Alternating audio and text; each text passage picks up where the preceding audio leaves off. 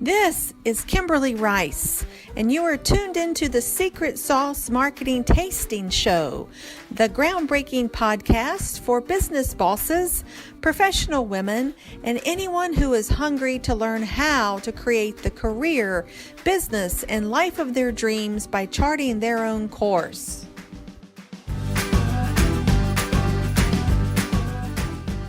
We're here this morning with David Freeman of law firm Culture Shift, who is a renowned coach and trainer for professionals in the legal services and beyond. And we are so delighted to have him with us this morning to discuss many topics around the concept of empowering clients to develop the culture of business development, business generation. So if we can hop back to you, David, I thank you so much for being with us. And would you please share with our listeners a bit about yourself, your professional passion, and a few insights into your professional journey? Well, first, thank you for the opportunity to talk about this stuff. It really is a passion that fortunately has found a way into being a vocation. And so in terms of the background that I think got this started, I was in law school, finished law school, and just was really not ready to practice law. Didn't really like it that much. And so it ended up that the joke was that I ended up, the only court that I went to was a tennis court. And I ended up giving a shot to playing professional tennis because it was a lifelong dream. As you can tell, I didn't make it, but I ended up getting a chance to really live something that was very important to me. The idea of really trying to achieve high performance and test myself and learn what techniques it takes to be able to do that is something that seems to permeate my soul. And so I took that going forward, and I ended up working with Smith Barney for a while, learned a lot of their sales techniques, which was just fascinating on how they know how to break down a conversation to the point of getting someone to actually try to talk to you about what it is their issues are. And then from there, a number of other things, and practiced then for a little while and reaffirmed the fact that it wasn't really for me, and ended up becoming a part owner of a community newspaper and really loved it. And it really, what came from that was I loved the leadership of it. I also really loved the consulting with the clients to help them figure out entrepreneurially, what can you do to take your business to the next level? And so it was a fun thing to do, but made me no money whatsoever. So we decided we needed to make a move, and so I found the world of law firm consulting. I figured let's put chocolate and peanut butter together, my sales and entrepreneurial background along with the legal side. And so fast forward to now, it's been almost 25 years training and coaching lawyers and leaders inside of law firms. And I've probably worked with almost 200 firms, thousands of lawyers in just about every kind of a practice area. And I just find it fascinating to be able to take a really bright population who are high achievers, but who haven't really translated those skills into one of the legs of the stool of success, which is business development. So to be able to help them, in a way, I was thinking about this last night, and it came to me that I'm in essence this alter ego. A lot of lawyers, they say, wow, why didn't I think of that? Well, you haven't spent the time that I spent. It's not that there's any brilliance in it, but if you sit down and really think this stuff through, there's a logic to being able to build a practice. And so that's what I have done through my career, and now 25 years later, just sort of seeing the big picture. I think of what lawyers need to do, but back to the culture shift concept, what does a group need to do? What does a firm need to do to change the overall tenor and way things are done inside of a firm to be able to get everybody more focused on being business developers and focused on delivering truly exceptional levels of service to their clients? That's just fascinating. I love to hear about our guests' paths and journeys that have taken them to where they are today. It's just so fascinating to me. So I guess the one question that bubbles up for me when you outline your path is what attracted you to the law in the first place? You know, to be completely honest, it was a default career at the end of college. Yeah. And I was an economics major and wasn't really thrilled with that.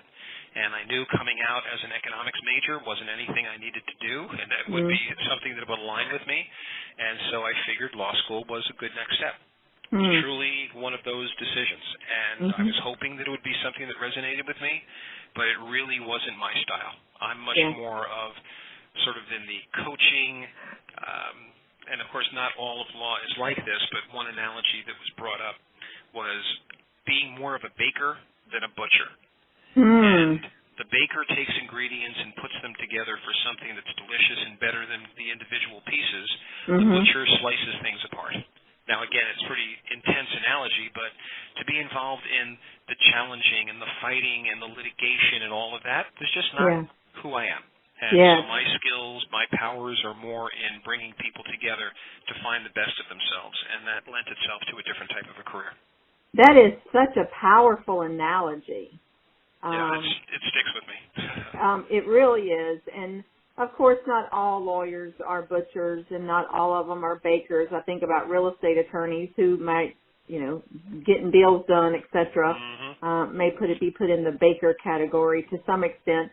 But, with our respective experience, we could probably, unequivocally say none of them can be bakers in the world of business development because they're so woefully lacking in the business of law knowledge when they come out of law school. Yes.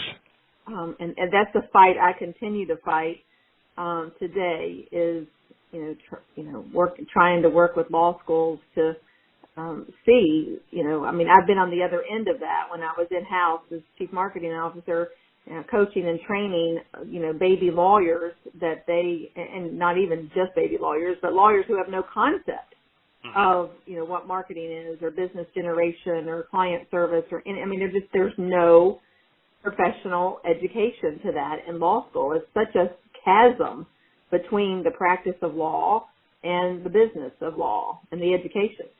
Well, and even building on that, I did a program for a law school once, and it was interesting. They said, okay, so what would you talk to these students about? And what came out of it was really a focus on two things, service and teamwork. Because those are two things that they can do from day one, whereas business development, especially if they're going into a larger firm, they're not expected to do that.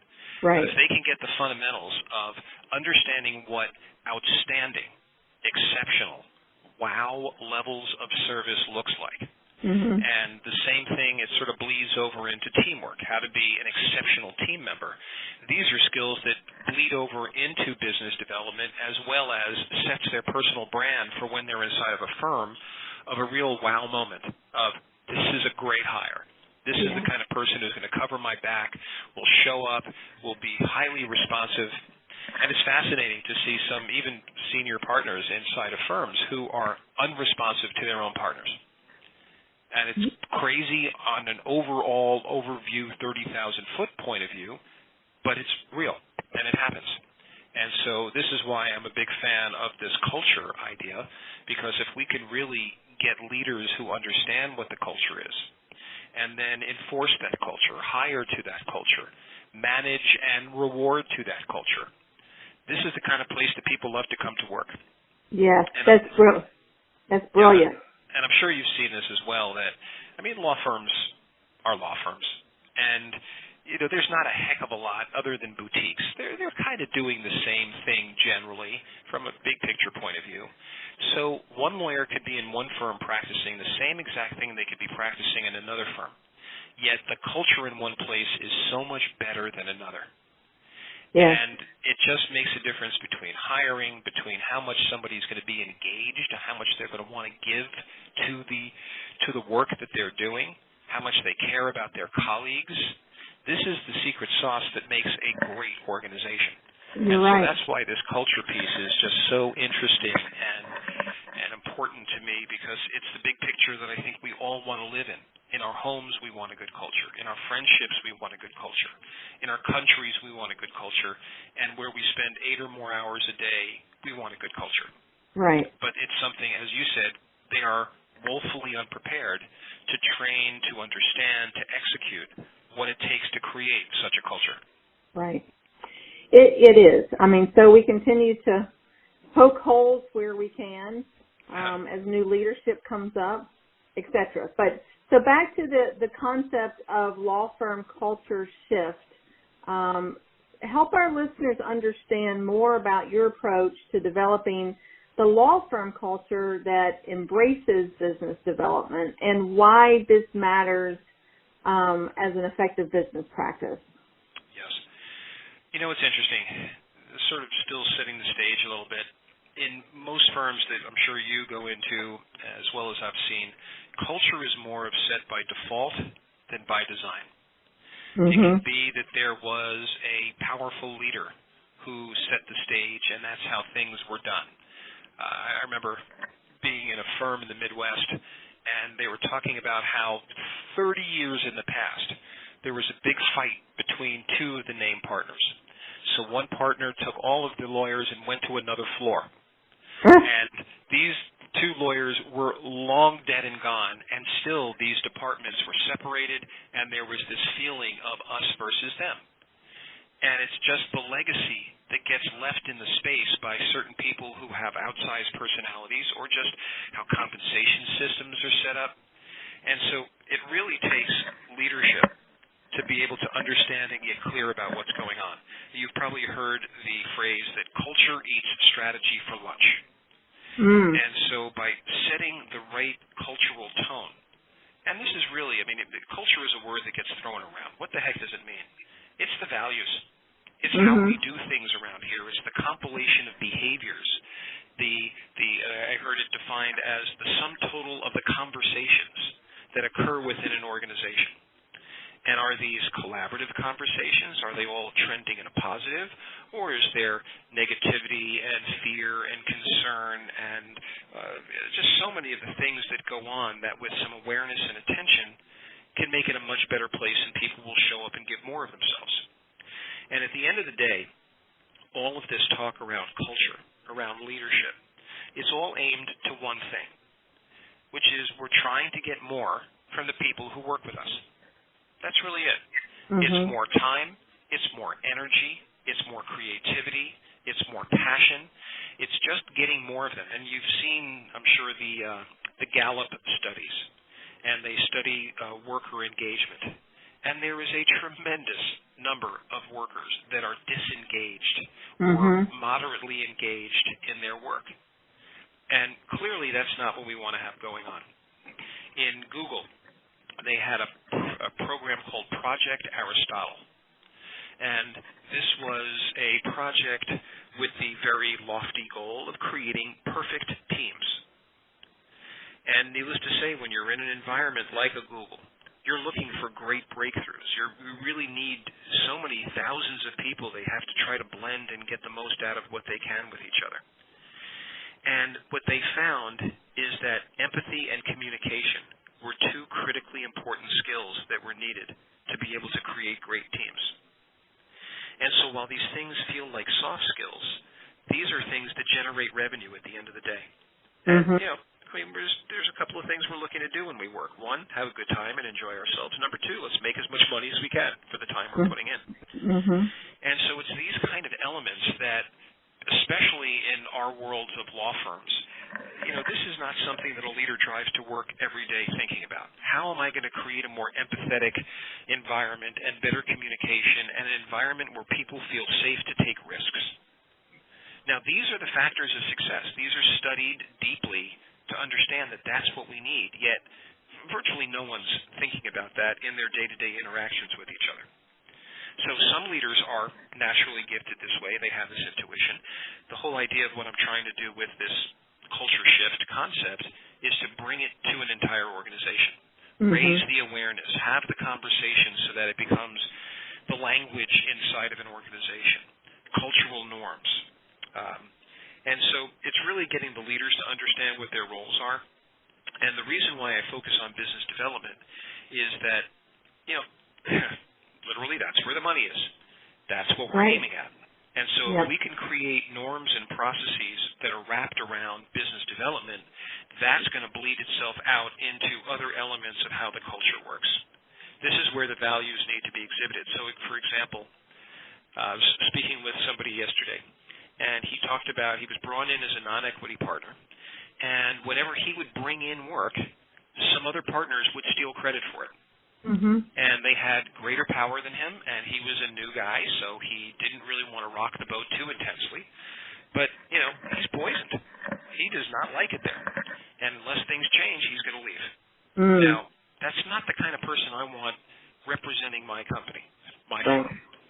And so it's really setting the tone from the top. I remember a firm where the managing partner would not share origination credit when there was cross-selling going on. And he brought in another lawyer. That lawyer, but for that lawyer being there, the work would not have come in. And then when it comes time to split up credit, this leader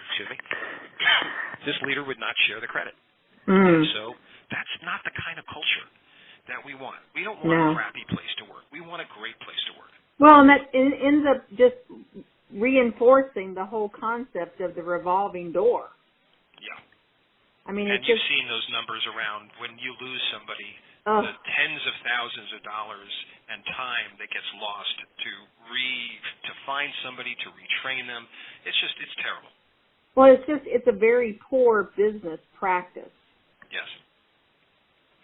Yeah. So, it's exciting. I mean, I would imagine it's a very exciting endeavor when you're trying to transform an entire enterprise. It certainly is, and it has to start at the grassroots level. So a lot of the work that I do is training and coaching individual lawyers or leaders, because that's where it happens. It's out of their mouths and their actions and their behaviors that the change occurs. So there's macro work that's done where we often get a firm together or a practice group together to create a collaborative plan for where they want to go. And the collaborative part is really important because we need the buy-in. Right. And so literally in a 2 to 3 hour process, I can start with a blank piece of paper, and that 2 to 3 hours later, there is agreement on the top priorities, the action steps to be taken under those priorities, and a timeline for getting them done. And while a leader might be able to go off to their office and craft the same plan, the idea that it's not everybody else's plan is a bit of the secret sauce for engagement, because it's not about the plan, it's about the execution on the plan. That's the same thing for retreats. When a firm goes off and does a retreat and there's planning and there's training, some folks can check off a box to say we did it. But at the end of the day, all that is a catalyst to get new behavior to occur. And so if things are not done afterward to put that in place, then it's just wasted time. And so, that's not a culture shift.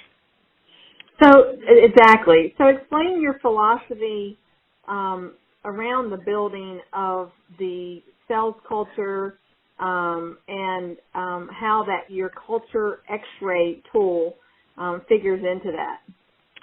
Yeah, so let's start out with the culture X-ray tool. So many years ago, I built this assessment tool because, it's really hard to be able to assess and understand and measure the culture of business development that exists in a firm.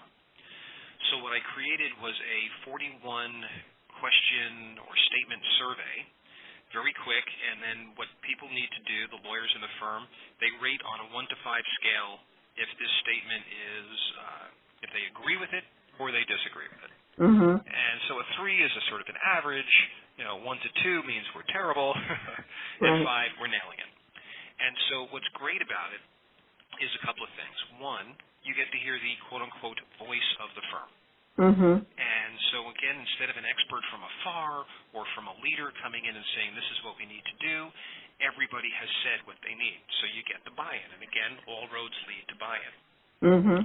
And this really helps. I often use this in advance of my training. So if I come in and, for example, if I'm doing a section on client service, then it's interesting. Everybody thinks they give pretty good service. I've coached thousands of lawyers, and in my coaching I'll often ask, what makes you different? What makes you stand out? Oh, I'm very responsive. I get back to my clients quickly. Everybody says it. Right. Yet the averages say that clients don't believe that law firms are delivering great service. So there's a disconnect there. So I'll often show some of their responses that really show collectively how they don't believe they're being responsive, even though they thought they were. And so it really helps create buy-in that way. It's a great running start. Leadership teams can use it to plan their year because they're hearing what their lawyers are saying, what's needed. So it's just a great tool to expose the inner thinking of the firm. And then that can be a trigger for building whatever it is that needs to be built. So if you find that cross-selling is something that's not really doing well, then you could put your shoulders into doing that.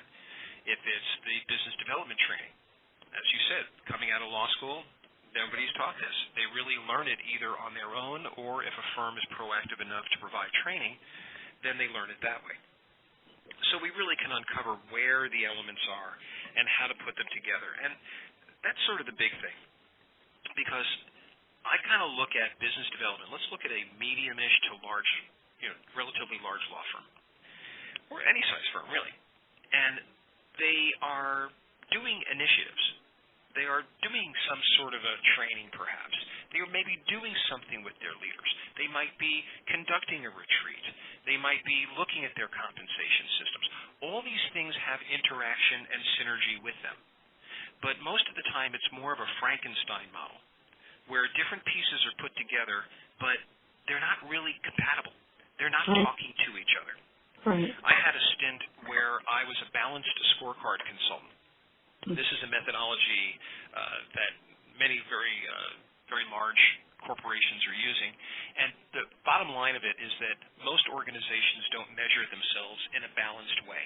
It's usually just on how they're doing with revenue. But there are 4 quadrants to running a business. It's the people and the culture. It's the internal operations. It's the client/customer focus. And then it's the financials. And if you go in that order, and if you say, let's go develop fantastic people who are very smart and sharp at what they do and happy where they work, then, and this cascades to the next piece, they will build efficient and effective internal operations, and you focus on that and you put measures to that. Then, those two together, we will then build great systems for attracting, retaining, and growing our clients or customers, and that pours into the bottom line. So there's a linkage model to all of this. Sure. What I often find is that most organizations, and especially in law firms, because law firms in general are a little behind in terms of management skills and methodologies, there isn't a really strong linkage between things. So what a waste of time and effort to train lawyers in doing one thing, then leaders are trained to do something else, if at all. A retreat aims them over here. A compensation system is not built in a way that motivates the behaviors that strategically we're trying to get done. So there's a real disconnect in the system. And that's what I love looking at, is the puzzle, sort of the Rubik's Cube of moving the things around until everything is aligned and really supporting each other. That's fantastic. So what is usually some of the challenges or obstacles when you start digging that deep, and as far as firms struggling with even self-awareness? I mean, we see this all the time, that, you can have on paper, a firm can have no debt, they have, they're all making what one might characterize, excessive amounts of revenue, generating excessive amounts of revenue, but it's rotten from the inside out. Yeah. No, it's interesting. And, what I find is there are a lot of factors that get in the way, the roadblocks, the obstacles, or as some call it in life coaching circles, the gremlins, these little things that just dance around and get in the way. And so it could be low motivation. Lawyers that are just not motivated to go out and do these things. There's silo mentalities that I'm working in my world, you're working in your world. It could be by office. It could be by lots of different factors in there. And it could be groups, and that there's energies within groups that are kind of dysfunctional. And you see this all the time, and it's interesting. I remember one leader in a firm said that you can tell the good practice groups by the ones that the associates are most wanting to get into, because they talk to each other and they know where it's good to work. Most firms are pretty poor in implementation. A lot of planning, and it just sort of dies out on implementation. You have leaders who were never trained to lead. Right. Communication is often very poor between offices and between groups, so that they don't really know what each other is doing to be able to get the synergy. And this attaches to things like cross-selling, and we'll talk about that in a bit. There's lack of trust. I mean, I remember coaching one lawyer, and we started talking about cross-selling. And he goes, "Oh, no, let me stop you here. I don't trust any of my partners." And when we figuratively laid him on the couch, we found out what was going on. It was really a lack of communication and managing expectations up front. So the lawyer who was brought in was doing it the way he thought he needed to do it, but it wasn't what the first lawyer needed, but they didn't communicate it up front. I mean, there's so many little pieces that could be tweaked to both get this system flowing so much better. Unclear goals and measures. And this is something that's interesting, and especially I find in my coaching work, so many times a firm, of course, they want to see revenue coming out of my coaching. It makes all the sense in the world. That's the end of the day goal. But I'm more of a longer-term thinker than a short-term thinker. And so if there are opportunities, we help them go after it. But what I often find is that lawyers don't have a big enough network, or they are not communicating well to that network to remind them of what they do for a living, so they've nurtured certain relationships, and then they let them die. And so to build systems around communication, staying top of mind, reminding people of what their brand is, this is the long-term culture that we're looking for versus short-term, quick kind of results. Excuse me. So, there's a lot of different things that go on in there, and lots of different ways to kind of address them. Sure. And so speaking of cross-selling, yes. I'd like to hear your unique point of view, and you touched on it a moment ago, but it may be expansive beyond that, is why do you think that firms, lawyers struggle so with effectively cross-selling when it could have an immediate positive impact to their bottom line? Yeah, no, it's just other than getting work in the same area from your clients, your existing clients, it's probably the fastest, most efficient money that could come in. But exactly. The thing is, it's hard. And the reason it's hard is for some of the factors we talked about. One is that trust factor. And so if I've got a client that I've worked with for 15 years and I know is pretty quirky, and maybe I had an issue with them in the past, if I hand it off to somebody else, I don't know what that person's values are, how well they're going to deliver service.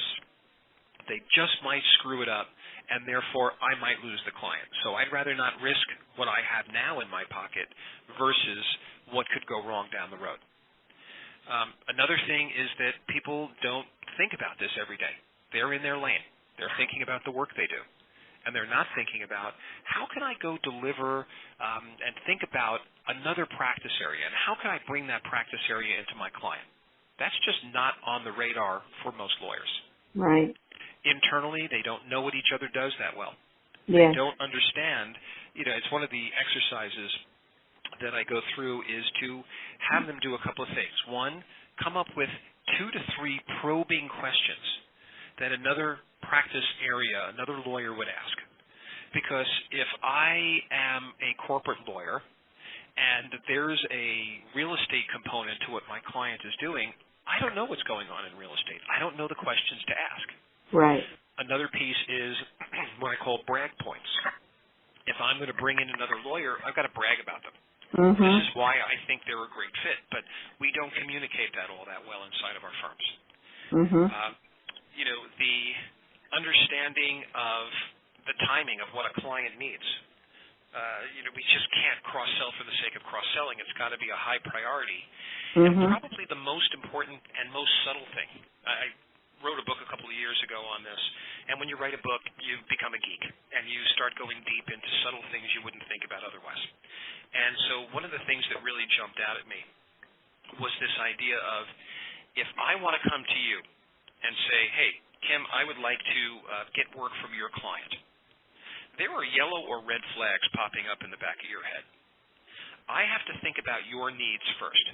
I have to sell this to you first. I have to build the business case for why you say, you know what, that's an amazing idea. I am comfortable with this, and yes, I will now follow through and do it. But otherwise, if it just raises flags, you're not motivated. Well, ultimately, I mean, this is another one of the things that lawyers are not taught in law school, yes. Which falls under the business of law, is, it's not about them. It's about service, and developing, the service mentality, because that's not what they get in law school, for one, and with so much of the focus on the financial bottom line, what's your production numbers? What is your billing numbers? What is the realization rates? Everything's, so much of the consciousness of firms is centered around the financials and not the service. It's a real uphill climb to reorient lawyers' mindset. Well, and it's interesting because statistics rule. And, I'm with you with the whole idea of service. I actually have the trademark on cross-serving. And in my training, I reframe cross-selling to cross-serving because lawyers aren't necessarily comfortable selling. Very few people want to be perceived as a salesperson. But to provide fantastic service sort of changes the game. It changes the comfort level to reach out.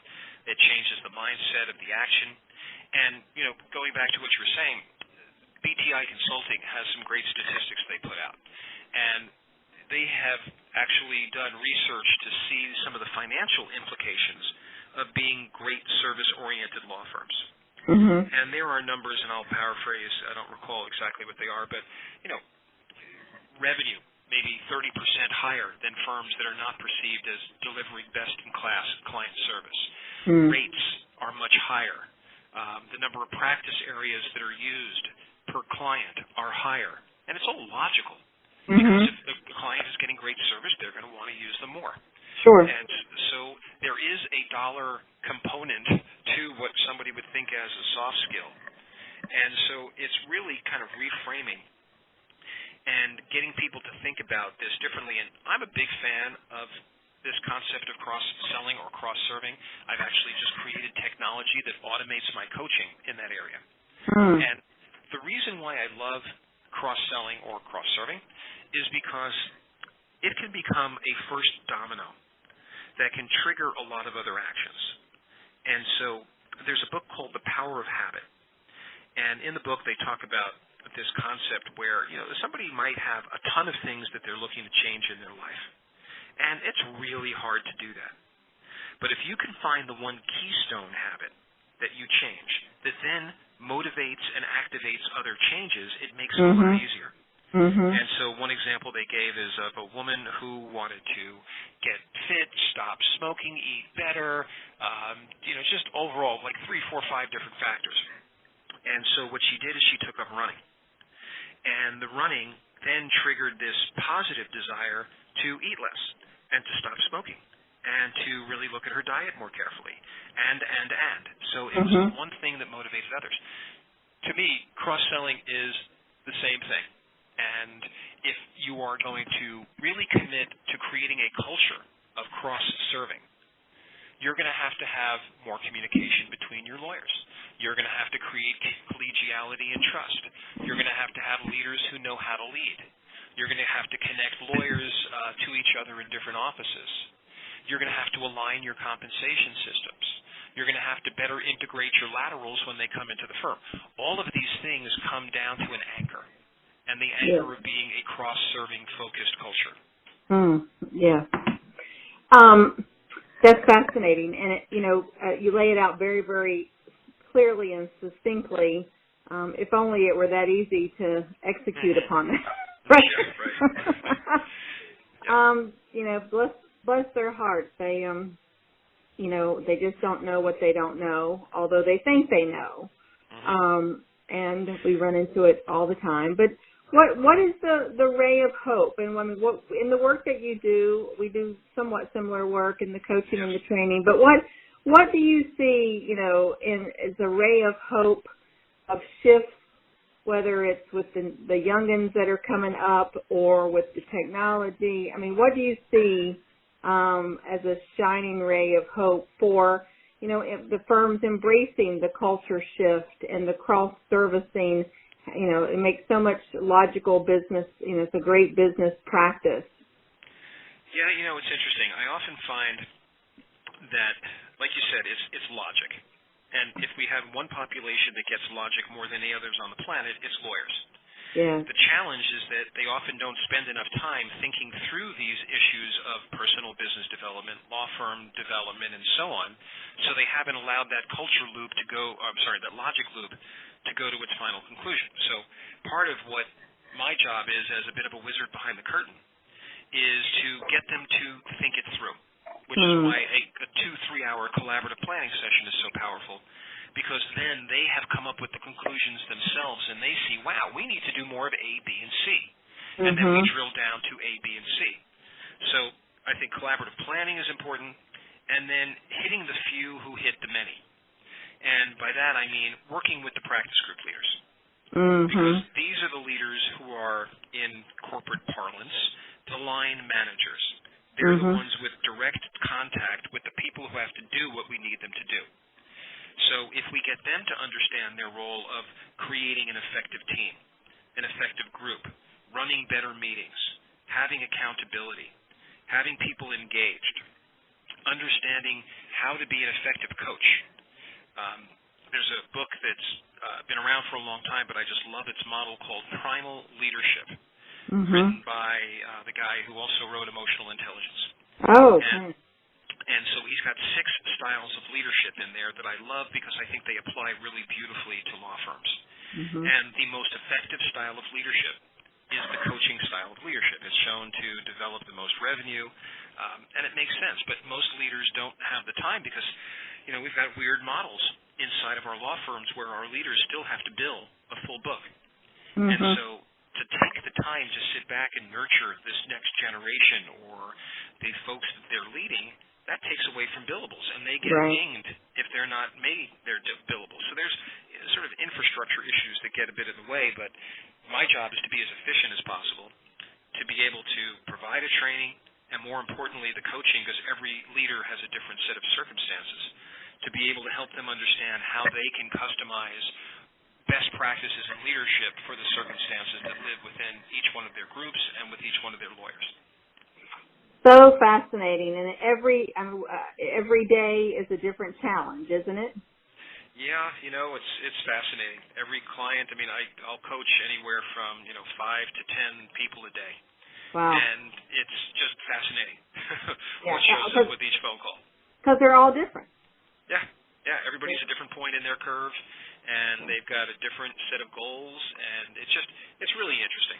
It's what I love about it. This is not a cookie cutter kind of a work. It's really very customized for each individual, and it gives them great satisfaction to gain, because they all kind of want to be there. Right. They want to be a better leader. They want to be in a better firm. They want to build more revenue. They don't want to waste time. And so it's really great to help them come up with the ahas on what could be something that really works for them. Yes. That's fascinating. So I want to be mindful of our time, but I did a couple last questions, and I love to hear when we have guests, I ask this of every guest, is that if you could give your younger self one piece of professional advice, what would that be? I think it's a great question. I love it, because I love hearing the answers. Right. If only we could roll back time and live it. But I think there's 2 things that hit me. And, one is to be myself sooner. Yeah. That, who I am in the world, what I bring. Sometimes we find ourselves feeling like we've got to kind of be the way the system looks like. And as I have gone through my career, I realize that, we all have certain, and we're overstating this, but for emphasis, we all have superpowers. We all have things Sure. we're good at. Sure. And to be able to put that out there, and you can't make the whole world happy, No. but to be able to put out who you are in the world, what your philosophy, what your mission is, be authentic, and communicate that is something that I find then you end up attracting the kind of people who really like working with you instead of having dissonance. The other thing that I find that I'm implementing now even more than ever is to engage with masters. And I kind of call this engaging powerful allies. And to bring people in who are damn good at what they do, as friends, as consultants, and just involve yourself with people who are really good at what they do, because it ends up raising your game. It ends up making you see things in different ways and bringing the tools and talents that are sort of laying dormant, brings them up because these people are activating them. And again, it's an alter ego moment. But for most of us, we're pretty functional. And if we took a career to become a branding expert, we'd understand branding. If we took a career to become a leadership expert, then we'd understand that. So these people bring a career's worth of knowledge together and pithily bring it to you through their summary of everything they've learned and the connections you make in being in those rooms. And I guess the last piece is I'm a huge geeky fan of the soundtrack in the play Hamilton. And there's an article I'm actually going to put out on the lessons of Hamilton as a rainmaker, because there are so many lyrics in there that apply to business development. And there's one phrase in there that sticks out, and I will not sing, so you're fired. But there's a phrase and lyrics in there that say, you've got to be in the room where it happens. And if there's anything that I would summarize business development about, it's getting in the room where it happens. And all the techniques and all the skills that we are training our lawyers in is so that he actually can be sitting face-to-face or in rooms with the people that they want to get referrals from or where they want to get work. Sure. And masterful. Yes, I'm sorry, go ahead. Thank you. And so lastly, I want to wrap up our conversation with giving our listeners the best way to connect with you so they can, reach out, ask questions, engage with you, etc. So share with us, please, the best ways to connect with you directly. Yeah, the website is Law Firm Culture Shift, and I can be reached at David at lawfirmcultureshift.com, and that's probably the easiest way to be able to make connection. And I always love these conversations. Like I say, it's a bit of an avocation as much as a vocation, and it's just fascinating when people show up with, they've got these challenges and issues. This is a world in which I live, and I'm always happy to share my thinking on it. Wonderful, wonderful. Well, thank you so much for sharing your thinking and your thought leadership with us today, David. It's been a very fascinating conversation. I know that our listeners will gain so much insight. There's a lot of nuggets here, a lot of things to grab onto for development and food for thought and implementing them or to integrate them into their own business.